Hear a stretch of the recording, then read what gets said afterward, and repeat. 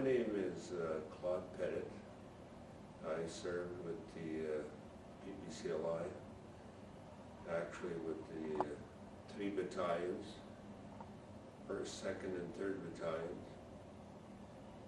I served 16 years with them. I enlisted in the Army in 1951, 52. We trained in Ippawash was my first posting. I did my recruit training there, my basic training in Ippawash, and I moved into Wainwright. We moved into Wainwright. We did the advanced training. And you enlisted with the regular force? Yeah, regular forces. With the Patricias? Princess Patricia's Canadian Light Infantry. And then we went on to Jasper for mountain training because we were going to Korea. We moved from, going back a bit, moving from, it was quite an experience for me because I was just a young person, moving from Ontario to Wainwright by troop train. The whole battalion moved by troop train to Wainwright. We did our advanced training and finished that off, and then we went to Jasper. Companies were going to Jasper to do mountain training for Korea, so we did that. And we, what year was this? In 1952. 52, yeah. Then we prepared, we start more or less packing up to go to Korea. We did that and got on a boat in Seattle, the whole battalion. There was 5,000 men on that boat, so shipped to go to, we went to Yokohama, Japan. So when you got on the ship, that was with 3rd Battalion? Yeah. So we went on to Yokohama, Japan. We did 2 weeks in Hiro, Japan to get ourselves in shape after staying 7 days on that boat coming across. A little bit more because we had to stay in port in Japan for a day, and everybody wanted to get off, well, I guess. And we finally did, and we went to Hiro, and that's where the Canadian base was for going on to Korea. Then we took another boat from there when we went to Busan, British boat, and then we went on to the PPCLI, which was 1st Battalion was in Korea just finishing their term there. It was a year to, well, if it's longer, but anyways, we got there and relieved the 1st Battalion. We stayed there. What did you find when you got there? What sort of climate was it? Not weather climate, but it was theater of war. Yeah. Well, we got into B echelon, is about 20 miles behind the lines. We were getting prepared to move into our positions in the counterattack position. We were relieving everybody then. We started relieving. The 1st Battalion was coming home. While they were coming home in the same boat we went over with. So we were doing some training, like listening to helicopters and the sounds of, and then throwing grenades, firing our rifles and stuff like that, getting prepared. Then the Scottish Black Watch got attacked by the Chinese, got overrun actually. So we were called in, Charlie Company, I was in Charlie Company. We were called in to... Did they take many casualties? Oh yeah, there was something like 70 killed and a whole bunch wounded. The Chinese overrun the position. we went in the next morning at daybreak to make a counterattack. Now, we took back the position, which was a hook. We lost, I presume, 8 men right off the bat because... And you were on the offensive. Yeah, then we went up there, because you're on a counterattack position when you're behind the lines as a, you know, counterattack, because you're on reserve for that. Then we came back, they brought their band up to take their position back, the Black Watch. So we stayed up there 2 weeks and then we came back. Why was it called the Hook? Because it was a hook. And what was happening, it was a position that you could see the enemy and they could see you, you know, it was kind of a round hook. A mountain formation? Yeah, a mountain formation, because after, I didn't know how it looked to start off with, but after I could see what they were talking about, called it on the 38 parallel. And we took that back and we lost quite a few guys. Then we came back, we got a feel of the action, you know. That was your first taste of action. Yeah. And we had a good feel of what was to come. Then we took over the position. We stayed over there. But in the meantime, we had Christmas dinner. We were brought out for Christmas dinner. And you had Christmas dinner behind the lines after? No, we were in the lines. You were in the lines. But we were brought out. Our band took over our position while we went and had dinner. We had dinner and then we got back on the trucks and then to a certain starting line, then we had to get off and go back up and take our positions up. Because I remember that very clearly, because it's Labatt that had bought all the beer. And they had their name inside the label, like they had Labatt's and then they had a bridge, the pintail bridge inside the back of this sticker. So we had 2 beers and a turkey dinner. It was good. But then we went back and we stayed there. And then I got wounded in the same position with the hook. We got in our in the same.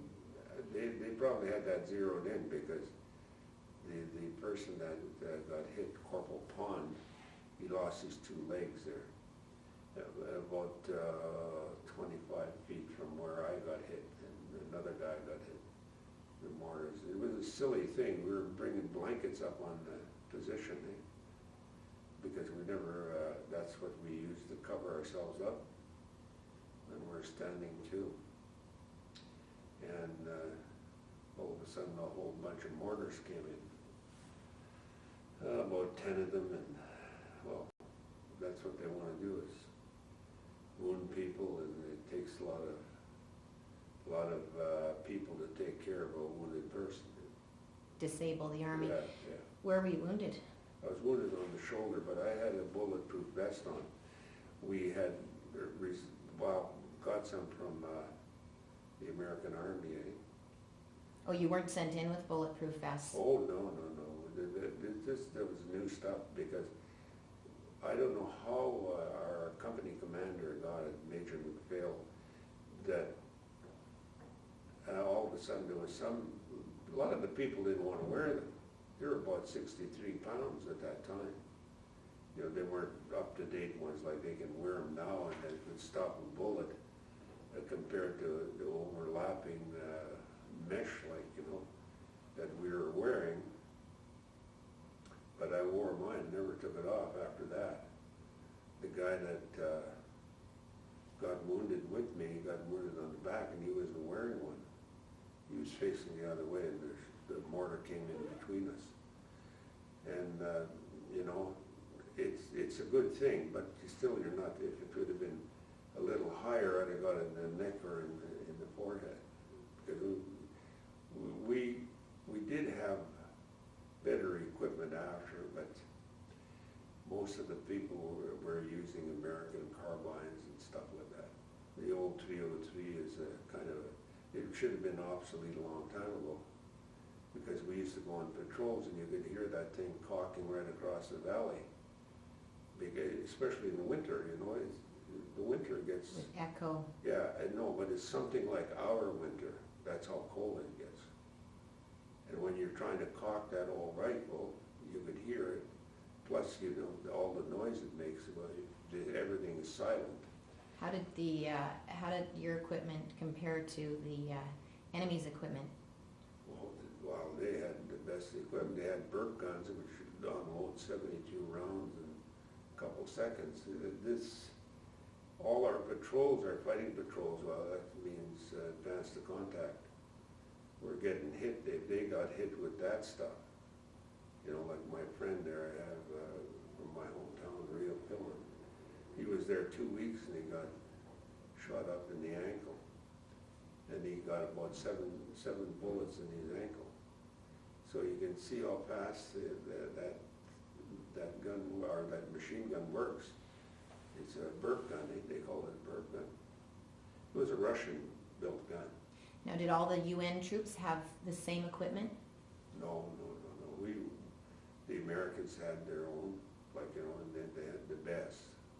And I've got to say that, no matter what, but they had the best of the equipment.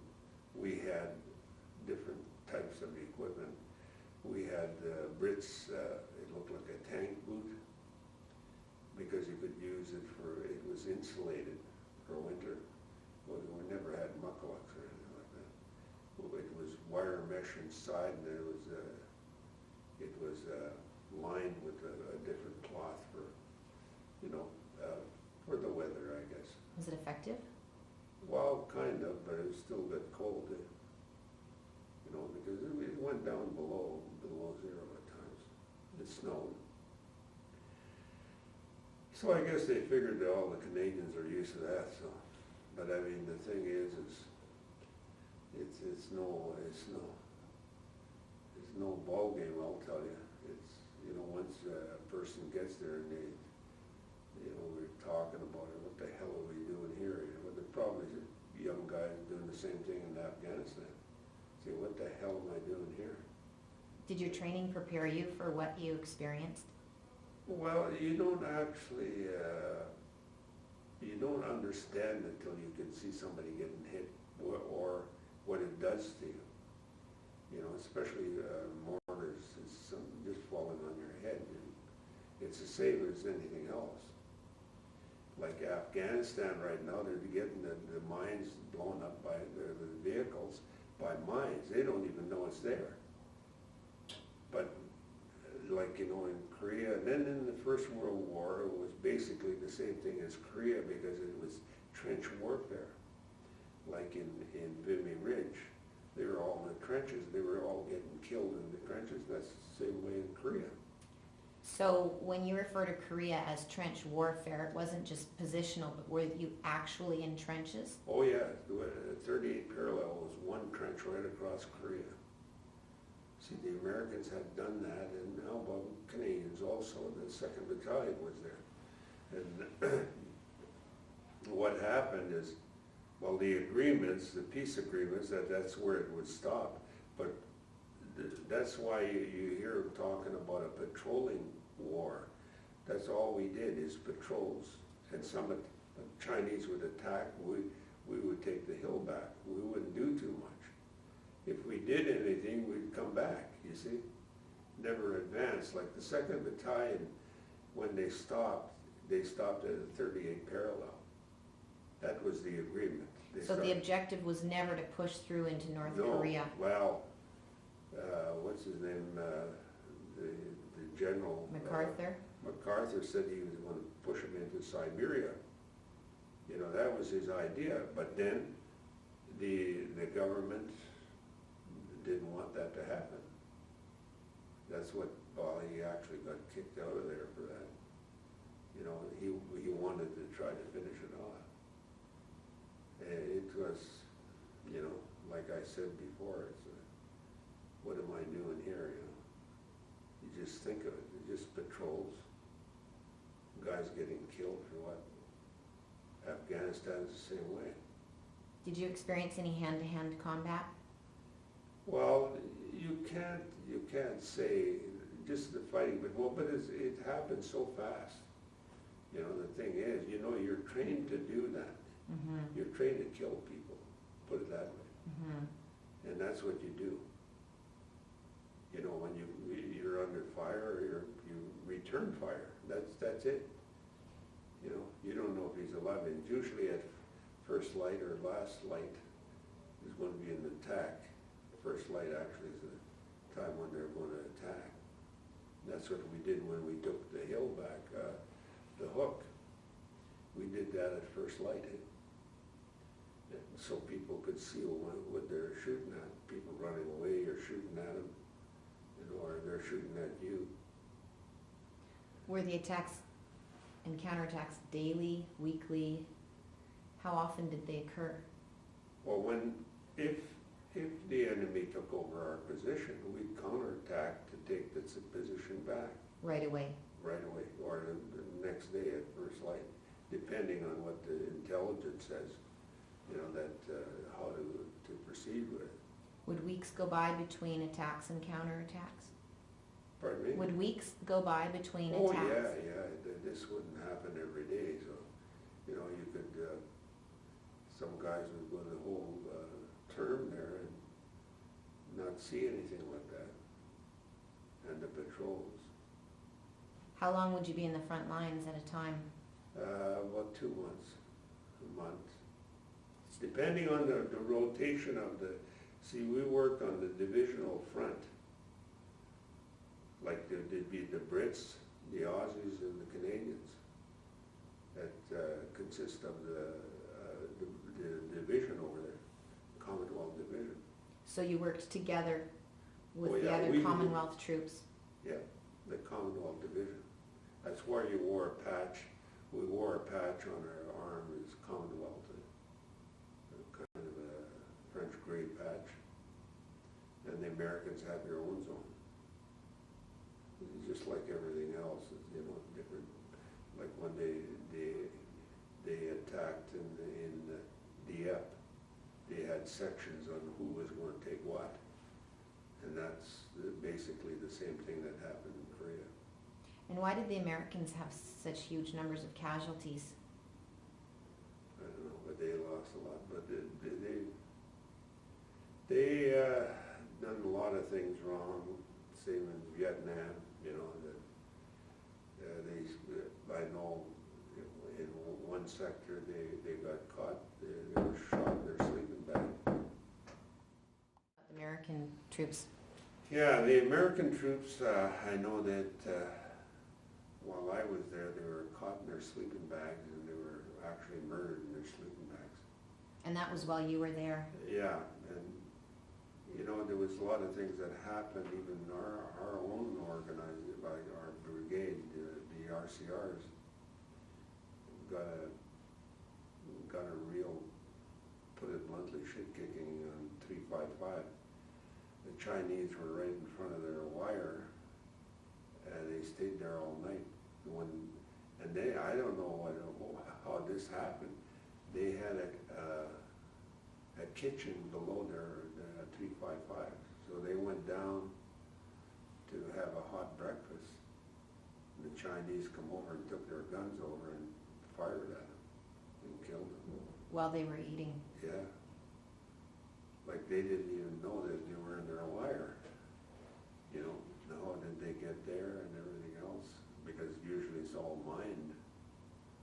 You know, you got wire and you got mines. That's where our patrols used to be. Did a lot of them. You go in front of your wire and your minefield. And they were right in their minefield and wired in. So intelligence failed them? Well, I don't know what happened. Well, they came in there and probably the night before and stayed there all day. Well camouflaged, concealed. You know, that's warfare. Really smart. So you were aware of these things going on with the other units and well, the other troops? You hear all this stuff and then you... How'd that make you feel? Well, you know, it's always said that the saying was the shit hit the fan last night, meaning they got attacked or a patrol got hit. It's all, part of it's rumors, but part of it's right too. Is it stressful? Yeah. So this happens for near every morning. You'll hear a rumor about it. But it wasn't a pleasant stay there, I'll tell you. The thing is, it's not nice. I was talking to people going to Afghanistan, actually, a girl. She's going, well, they talked about it in our meeting there. Probably attached to them. She's with supply. I think maybe it's the money. It's big bucks there, compared to what we were making. $7,000 a month, so that's lots of money. But that, they were talking about that. But I said, she could get killed. Is life worth $7,000? Think of it that way too. Mind you, it's good money. It's better than staying in Canada also. That's why you join the armed forces. People don't understand that. That's why I have a hard time, when the RCMP guy gets killed or shot or anything. That's why he joined. That's his job. And I don't think they should make such a big fuss over it. And people were talking about bringing bodies back now from Afghanistan. 615 buried in Busan. Never brought them back. Second World War, there's 9,000 people buried in Vimy Ridge. Holy God. There's 8,000 people on that wall that day were blown to submarines. My grandfather was killed over there. His name is on the wall. Did you ever figure that they couldn't find his body because it was blown to hell? If you ever have a chance to go there, just take a look on there's no room. There's no room that a shell didn't hit. And that's why I'm saying the trench warfare. Mind you, they had some good trenches, but the shells that they were dropping in the First World War were something, I looked at that. Even the ones that they use in Korea are nothing compared to that. Did you experience any battle stress? Well, everybody has. And they can't tell me they don't. But when you're young, that don't bother you right away. It bothers you, of course, if somebody's killed and you don't see him, how he got, but it don't affect you like it would now. Like I wouldn't be able to sleep for weeks probably or months. Do those memories come back now? Oh yeah, they do. They do. Now that you have time to think about them. Yeah, and that's what they'll tell you if you see a psychologist. They'll tell you that it's coming back and the way your brain works. I didn't know that, but that's the way it works, and everybody should be checked on that when they get out of the armed forces. It's a bugger. After you're out of it, it's hard on the person, especially if you keep it locked into yourself. You don't want to tell anybody. When you came back from Korea, did you find people interested in hearing about what you'd experienced? Nothing. It was the same as these, like even the Colonel-in-Chief was talking about the rest of Canada not being aware of what's happening in Afghanistan, what the troops are going through. People don't care. Look at the people that came back from Vietnam. Those guys there, thousands of them got killed. And, they were put aside. They weren't liked for being killers. But who did that? It's government, politics. And it's the same as these kids, young people, our young people going to Afghanistan, getting killed for nothing. What for? I'd like to know what for. Are they doing enough? And by the looks of it, they're not doing enough to train their own people to take care of their own selves. You know, I've always said that. You know, they're not doing it, and also it's all these wars are all related to religion. You just take a look at it, even in Ireland. It's really upsetting that these people have to be killed and families, you know, murdered in Africa because of that. It's religion, you know, and you know, it's upsetting to hear that. But and then you're trying to change their religion, like, you know, the U.S. is the powerhouse, and you go my way, or you know, you're not going no place. Don't get no support. I think of that all the time. Is, you know, why should we you know, have to go to war to try to, can't they settle it by negotiating and talking like Israel and that part of the country also?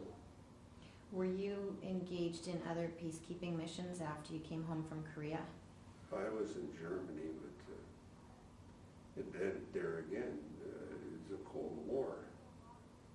You know, forget it. If there was a war, we were gone. Were you aware? I mean, did you have a heightened awareness of that? Did you feel that tension? I knew that, right? Look, don't play around with it, because they would have come across that. Even in Korea, right now, I went back. The North Koreans would be in Seoul, Korea in about half an hour. That's how many men they have at that border. And if you ever get a chance to go there, like they've got defenses, they got their freeways, they got planes parked on them, the South Koreans have, you know, ready to go. But then the North has all a slew of men there just to, well, it would be, oh, now they've got nuclear warheads. They will have, but, you know, the thing is, it's over. If you're stationed there, it's over. Same in Germany. Russia would have blew us all to hell before you could get anything done. You know, it would be both sides if we would get it. So. Is that frustrating for you to think about when you consider the sacrifices that have been made in the past to try and solve these conflicts? Yeah, I thought of that, you know, and I think of it now as I get older.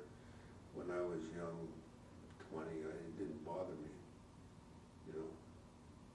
But when you see that, you know, 30, 40 years out, nothing's changed in the world. Well, nothing, but when you visit the places that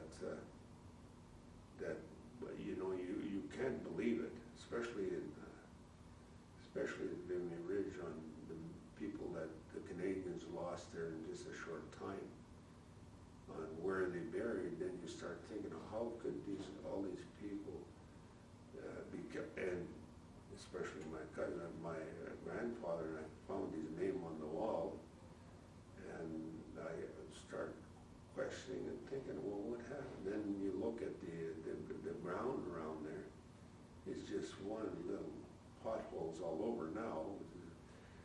It's 50, 60 years, but that's all. Oh, it must have been a bugger just to go in there. You know you're going to get killed. You know, think of that. Did you feel vulnerable in this, you know, similar situation, trench warfare in Korea, where did you feel vulnerable? After I got wounded. It didn't bother me till then, but after you get wounded and you see people wounded, you got to take them out. You start thinking of that. Who's next? You know, and jokes going around, you know, trying to be like the morale. You're not long for this world. You know, guys would tell you that because they knew I was underage. They bugging me, but it, you know, it didn't bother me that much. I could sleep at night there also, but I couldn't now, I'll tell you, somebody told me that. You know, it stays with you, and then as you get older, you start thinking of these things, of what happened and what you done. You know, it's a bugger. I know a lot of these guys now. It's coming back. Because I was president of the Aboriginal Veterans, and I talked to a lot of these veterans, you know, and I asked them if there's anything wrong with them, and you know, try to direct them to someone that could help them, like especially a doctor or psychologist, you know, try to get it out of them, because even this guy I was with there just now, he had a serious operation, and had brain injury in Germany in a truck accident. This guy jammed on his brakes and they hit the back of the truck. They were riding in the back, and he hit his head against that. But you know, he's starting to get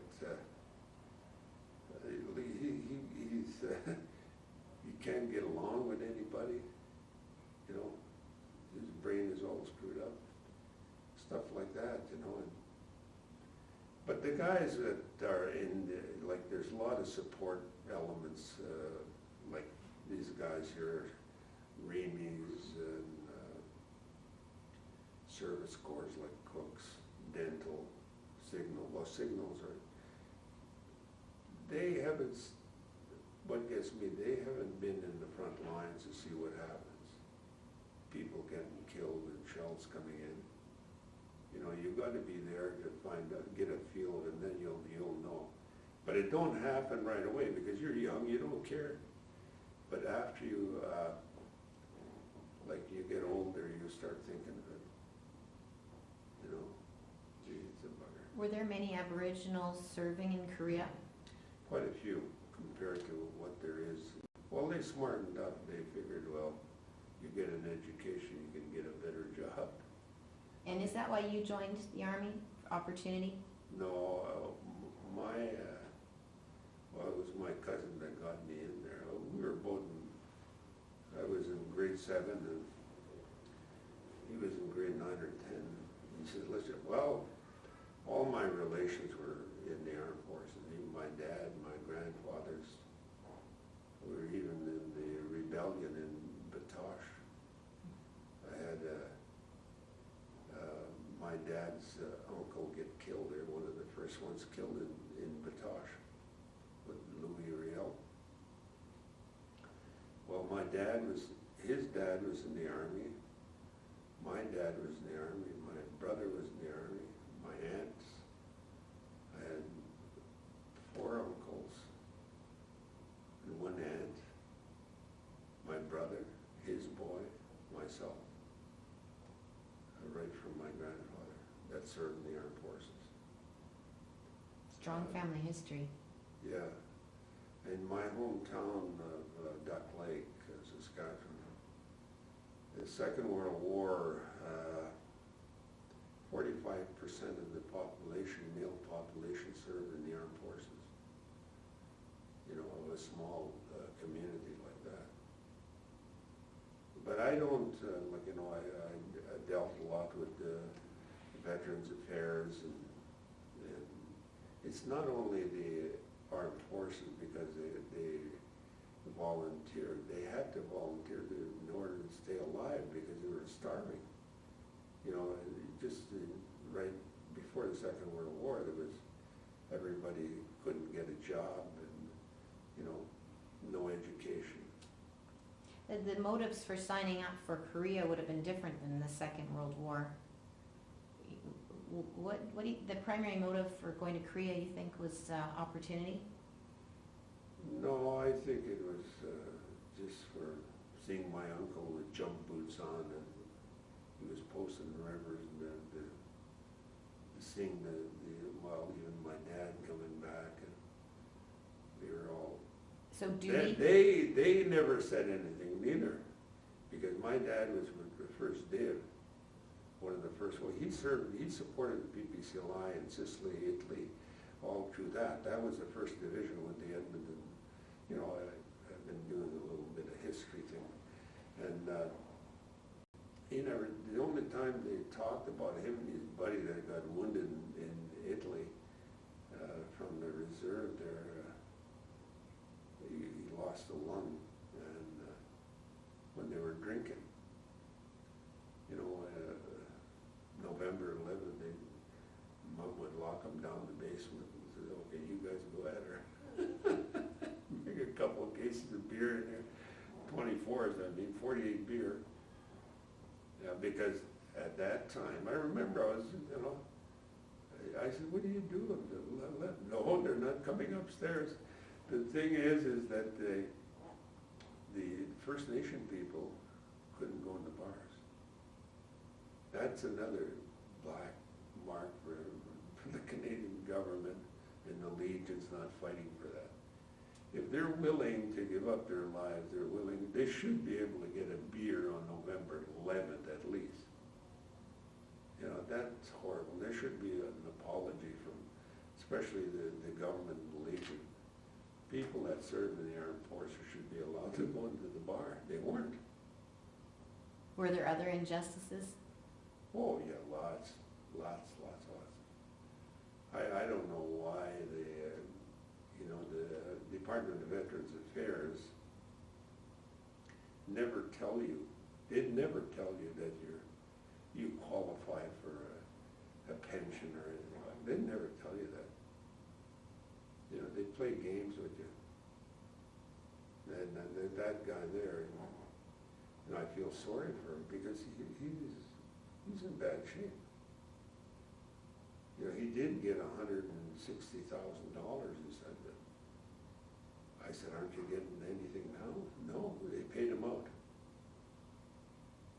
And he still sees the psychologist because he's got a bad temper. Well, I just told him, I said, don't try anything with me, buddy. No, I feel sorry for him too because he's a young guy and he didn't see any action. Just got hurt in a freak accident. The guy pushed the brakes on me. Pretty got in an accident. You know how you come to us, you're going across us, then this guy runs a red light. That's what happened. The guy jammed his brakes on and he hit the back of the metal part of the truck. They were riding in the back. Yeah, it's... You were awarded the Order of Canada? Oh, yeah. What work was being recognized for that? Well, working with young Aboriginal people. And I've done a lot of things in well, I was a boxer. When you were with the regiment, you were a boxer? Oh, yeah. I won the Canadian Army 4 or 5 times. I won the Golden Gloves here 4 times in Edmonton. And Do you want to talk about the boxing within the regiment? Oh yeah, we had the guy that I introduced you to, Doug McNeil, was our coach. Actually, we started off in about 57. It started to function properly, you know, with proper coaches, etc. And Doug was one of the coaches. He used to box in school, I guess, in Regina. That's where he came from. As going to school, he was in the boxing club. Anyways, he got to be our coach, and we did well because in this was Western Canada, known as Western Canada Championships. Like and then we'd have the area champions.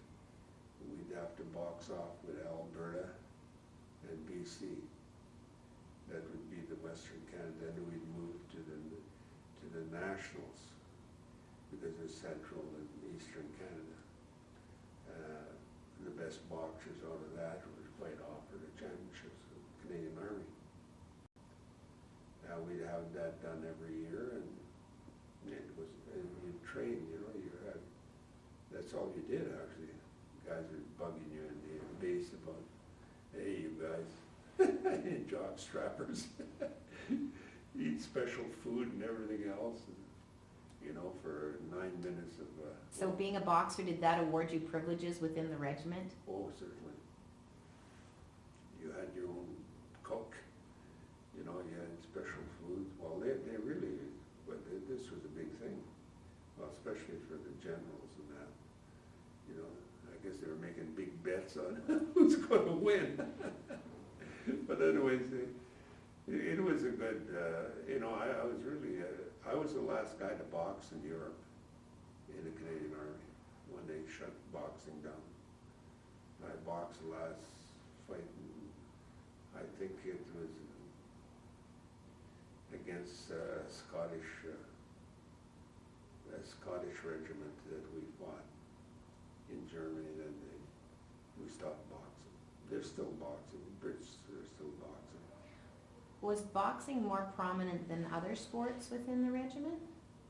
I would think so, because all the regiment what? And I don't know why they you know, you look at it and you say, I think that would be better suited than hockey or ball related to their job, you know. So it was complementary to training. Yeah, you'd be doing the same thing, and self-defense, you know, that's what you're trained to do. Staying when you're fit. here. And actually you're boxing. And it was, what happened, there was an Air Force admiral or something like that, or general, squashed it. He stopped boxing because of brain injury, so. And what year was that when boxing stopped? In 63, I believe. So it was prior to unification. Pardon me? It was prior to unification. I'm just wondering why an Air Force general would stop the boxing. Because he was the commander of the armed forces. Oh, I see. Right now, don't we have, what do we got? An army personnel, yeah. If you know, prior to that, because I was in Korea with him, he was an Air Force type. And that's what happens. When they take over, they're the bosses, they can change it. Well, it's probably doctors told that there's, you know, brain injuries, etc. But you look at it the other way, that's part of, I think, self-defense is part of boxing, you know. That's what you're doing, but it's an individual sport. You know, hockey, there's a lot of injuries in hockey too, you don't have to, you know. But anyways, went on to when Doug McNeil was our coach, and he was a good coach. Won the Canadians 5 times. Like then it's broken down into teams. You know, the best team wins the cup. It wins the Canadian boxing championship. That's the way it's boxed off. And then we used to fight the Golden Gloves here. I fought that, like I said, 4 times. I fought in the States in Montana. Against American units?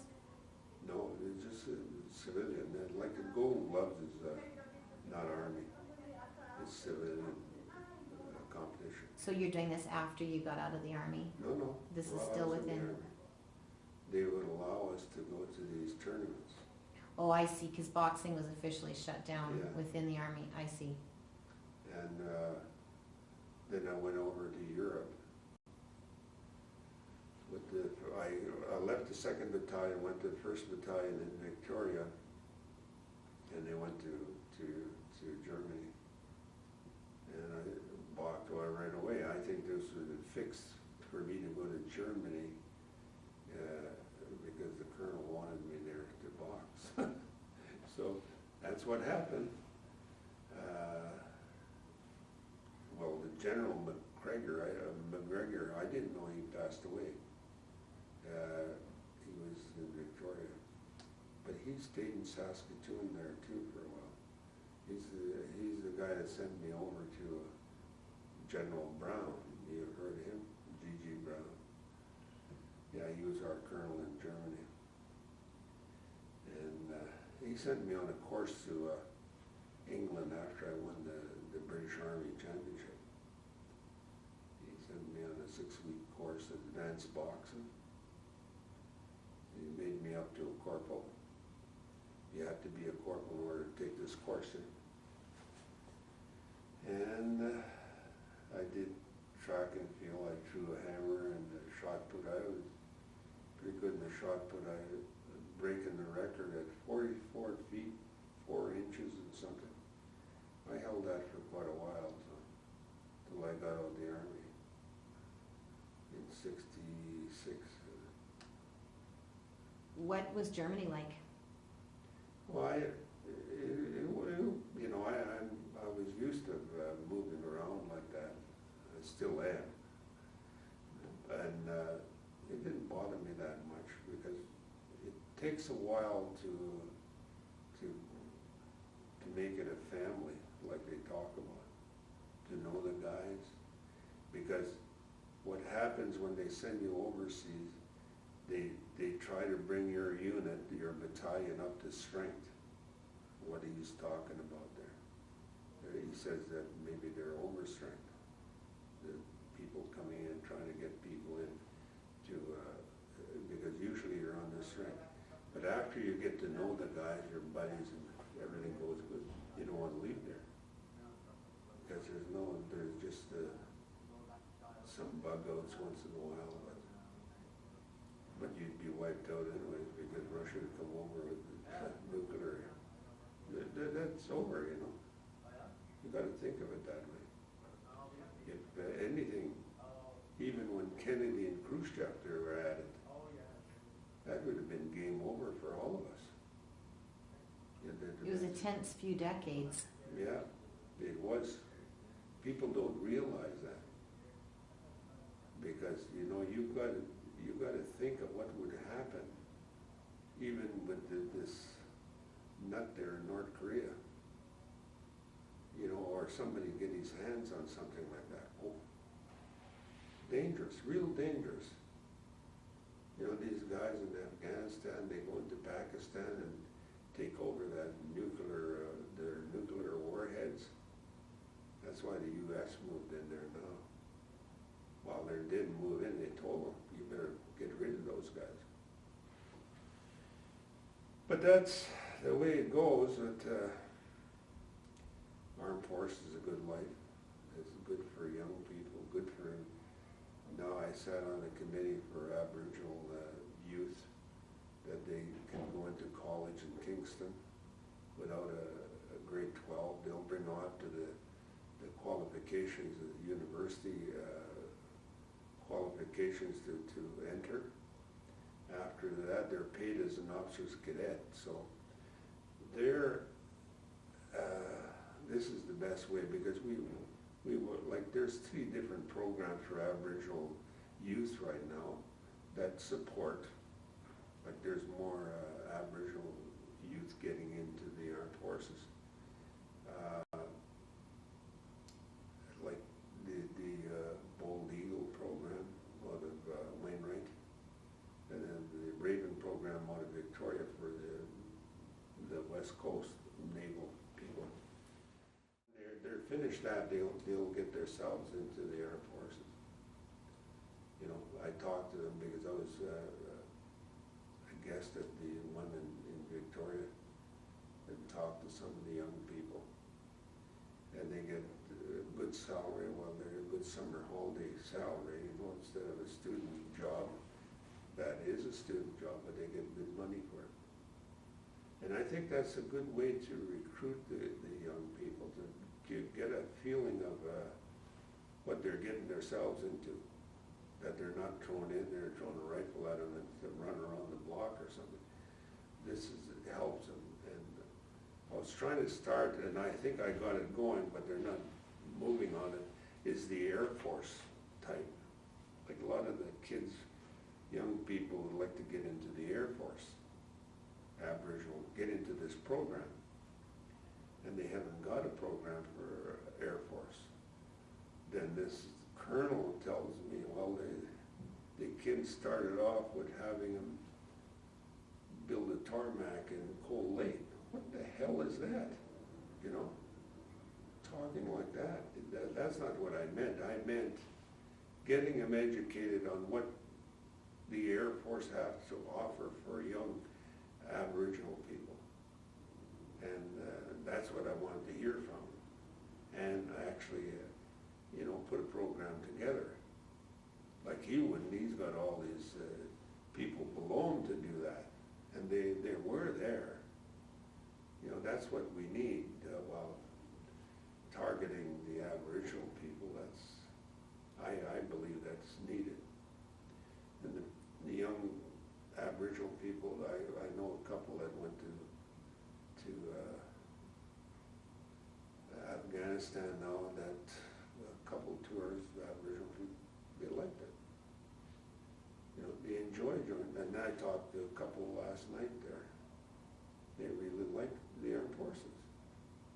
They're treated differently now, mind you, but they're starting to enjoy it. It's too bad they haven't got the boxing. I don't know. They probably have track and field meets, but they haven't got time for that now. They got to Too busy fighting the war. Yeah, they got to prepare themselves to get ready to go overseas. That's good. That's why they join. They want to see action. Here you go. Mind you, it's bad for them because they got blown up in vehicles. That's the bad part. The injured coming back is a difficult thing to grapple with. Well, it is because they're doing it. Harper is following the American style of doing it. That's what some of the veterans were talking about. In what way? That why bring them back? Mm. They should have them known, like right from the First World War to the Korean War. We never brought our. Oh, the killed in action. Yeah, they were killed in action, and we had a cemetery there for them. They buried in that country, but buried there. Mm-hmm. And that's why we have pilgrimages to there. But mind you, there was a lot of American soldiers buried right. I went through a couple of them, and just rows and rows. Well, Korea, 65,000 guys got killed. 65,000 in Korea, Americans. Just think of what their parents are going through that, and Vietnam, and now Iraq and all that stuff. Why, why these wars? But that's politics, eh? Well, Claude, I think we're at the end of our tape. Well, I think so too. But I did Thank you. I did some track and field too, and won the Canadian Army, and I did the Brits in Germany, won the British competition over there that they had.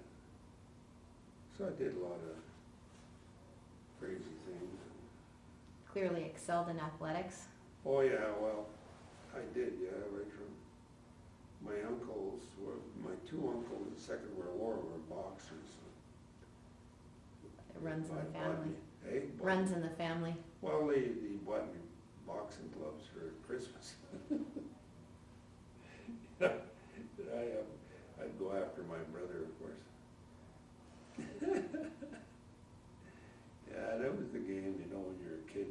But yeah, my brother was in Korea too. My uncle was in Korea. My youngest uncle. My dad was in Italy. Went back. Once they finished in Italy, they came through Europe. My other uncle was in the invasion of Normandy. He went up to Caen. He was telling me the first time he opened up. He said, he said, we had a company of men. I asked him that after. He said, there was only 16 of us left when we got up to Caen. Well, I said, how come you got up there? He said, I don't know. See how lucky he was? All his friends were killed or wounded and brought back. And I went there. I went through where they went, It's a bugger. War is hell. It is hell. And Pearson started this peacekeeping. Canadian was a peacekeeping country.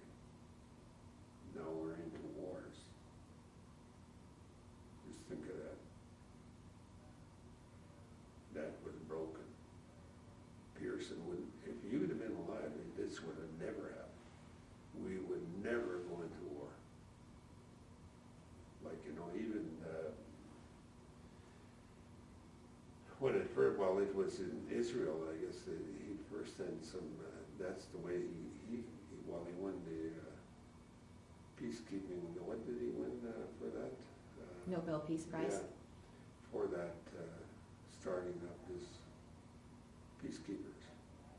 But why I'm saying that, he started that up because he didn't want to, like he was, if you I read a bit on him, he was in the First World War and the Second World War. He won actually he was a pilot at the end. He was I don't know if he was a doctor, but he won an MC. He was quite a decorated soldier also. But anyways, I'll have to say goodbye. Thank you. Dankeschön, bitteschön, and Wiedersehen.